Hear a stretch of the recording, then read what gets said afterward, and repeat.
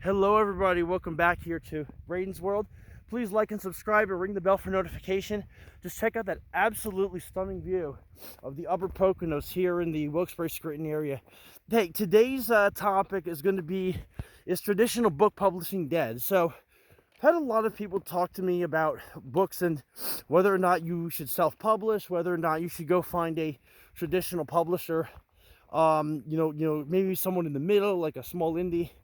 I mean, this is a tough one. So what I came to the conclusion, because this is a real question people ask, because it really all depends on what your ultimate goal is. So I was told years ago, and I think it's still true, that traditional publishing is really good for two kinds of people.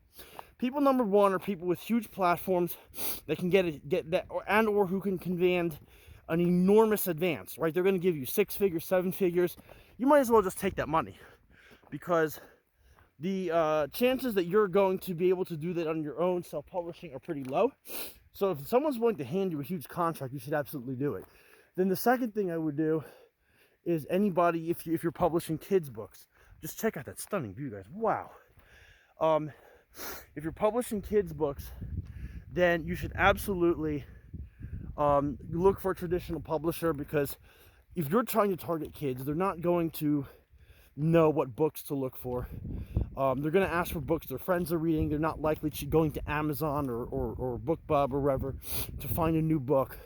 So that's a particular case where you should absolutely go ahead and get a traditional publisher, in my opinion. Self-publishing, I think, is better for people that either do have a large platform and don't want to put up with a publisher. I think you're better off self-publishing. Or if you don't really have a network, and or you have a book that adults will buy, but you're not able to get in the door because it's very hard to get in the door, you're better off, I think, going ahead and just self-publishing your book. Just get it done. You have total editorial control. You decide the title, you decide the cover. You don't have to worry about an editor or somebody screwing up, or a marketer screwing up your title, screwing up your cover, shipping it to the wrong people, not understanding the market. So that would be a benefit of a publisher. Then the third one I would do is, let's say, is like an indie publisher, right? So you're still getting it published, but it's not with one of the big 4, big 5.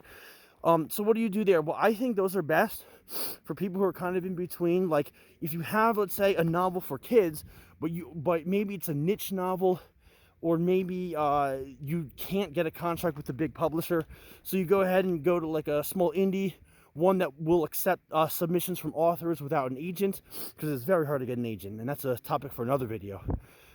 So in that particular case, I would definitely recommend that you consider a small indie publisher. Find one that either fits into a niche, and that can be for adult books too, and that allows you to send unsolicited queries, where if you have a good book, they're publishing a contract. Now, you aren't going to get much of an advance, if at all, but if your book pans out, if they like what you see, maybe you can get somewhere. So that's my video for today. Ring the bell so you don't miss any more videos. I don't always do walks in the woods. I will be doing sit downs, talking to people, doing some interviews. This channel is mostly focused on book publishing, pop culture in general, and kind of where we're at in society. It's a lot of crap out there, but hopefully we'll do really well. Like I said, subscribe and like this video, and we'll see you on the next one. See ya.